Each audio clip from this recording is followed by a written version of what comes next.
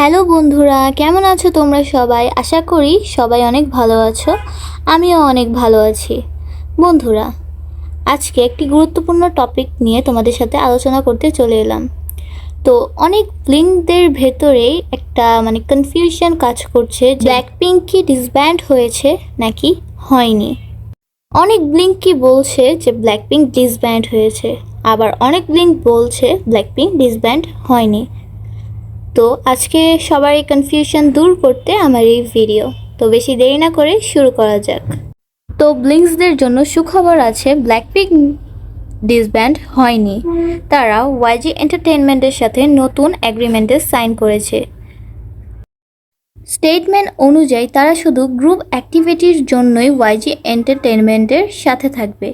তারা যদি কোনো একক সোলো অ্যালবাম বা ডুয়েট অ্যালবাম বের করতে চায়, সেটা অন্য কোম্পানির আন্ডারে তাদের বের করতে হবে।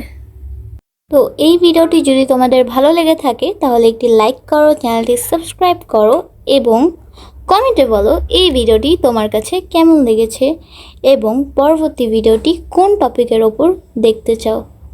এবং আমাকে ইনস্টাগ্রাম এবং ফেসবুকে ফলো করে দাও, লিংক ইন ডেসক্রিপশন।